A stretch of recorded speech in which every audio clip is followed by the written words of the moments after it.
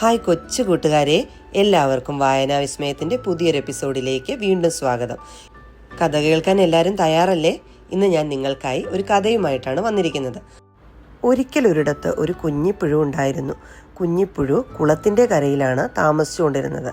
അവിടെയുള്ള ഇലകളും കായകളും ഒക്കെ തിന്ന് അവൻ സന്തോഷമായി ജീവിച്ചു. അവന് ധാരാളം കൂട്ടുകാരുണ്ടായിരുന്നു.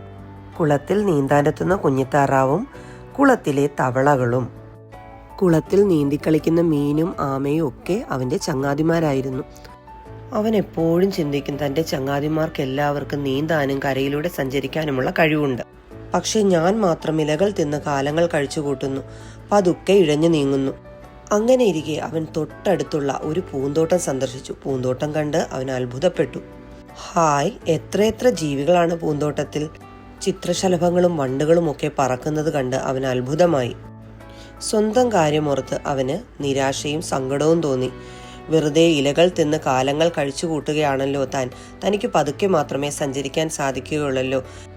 നീന്താനും പറക്കാനും ഒക്കെ തനിക്കും അതിയായ ആഗ്രഹമുണ്ട് എന്നൊക്കെ പറഞ്ഞ് അവൻ കരയാൻ തുടങ്ങി. ഇതൊക്കെ കേട്ടുകൊണ്ട് നിന്ന അവൻ്റെ ചെങ്ങാതിമാരായ താറാവും മീനും തവളകളും എല്ലാവരും അവനെ സമാധാനിപ്പിച്ചു. കാത്തിരിക്കൂ കൂട്ടുകാരാ, എല്ലാവർക്കും ദൈവം ഓരോരോ കഴിവുകൾ നൽകിയിട്ടുണ്ട്. നീ ക്ഷമയോടെ കാത്തിരിക്കൂ, നിന്റെ കഴിവുകൾ ഒരിക്കൽ നിന്നെ തേടി വരും എന്ന് കൂട്ടുകാർ പറഞ്ഞു. അങ്ങനെ ഇരിക്കെ ഒരു ദിവസം അവൻ്റെ ചുറ്റും ഒരു ആവരണമുണ്ടായി. ആ ആവരണത്തിൻ്റെ ഉള്ളിൽ അകപ്പെട്ടുപോയ പുഴു വളരെയധികം ഭയപ്പെട്ടു. വെളിയിലുള്ള കൂട്ടുകാരെയോ പ്രകാശത്തെയോ കാണാൻ പറ്റാതെ അവൻ ആ ആവരണത്തിനുള്ളിൽ അകപ്പെട്ടുപോയി. അവൻ തൻ്റെ കൂട്ടുകാരെക്കുറിച്ചും അവരുമായി ചെലവഴിച്ച നിമിഷങ്ങളെക്കുറിച്ചും കൂടിനുള്ളിലിരുന്ന് അവൻ കരയാൻ തുടങ്ങി. അങ്ങനെ നാളുകൾ കടന്നുപോയി. പെട്ടെന്നൊരു ദിവസം തൻ്റെ കൂട് പൊട്ടിക്കാനാവുന്നുണ്ടെന്ന് അവന് മനസ്സിലായി. അവൻ കൂട് പൊളിച്ച് പുറത്തു വരാൻ ശ്രമിച്ചു. തന്നിലെ മാറ്റത്തെ അവൻ പതുക്കെ പതുക്കെ തിരിച്ചറിഞ്ഞു. 2 ചിറകുകൾ അതാ എനിക്ക് മുളച്ചിരിക്കുന്നു.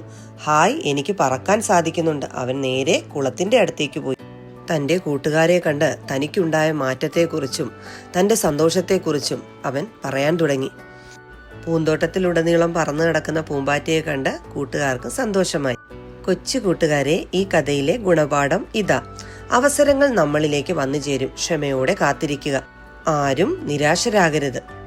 കൊച്ചു കൂട്ടുകാർക്കെല്ലാം എൻ്റെ കഥ ഇഷ്ടമായി എന്ന് കരുതുന്നു. വീഡിയോ കണ്ട എല്ലാവർക്കും നന്ദി. വീഡിയോ ഇഷ്ടപ്പെട്ടെങ്കിൽ നിങ്ങളുടെ കൂട്ടുകാർക്കും ഷെയർ ചെയ്ത് കൊടുക്കണേ. ഉടനെ അടുത്ത വീഡിയോയുമായി കാണാം.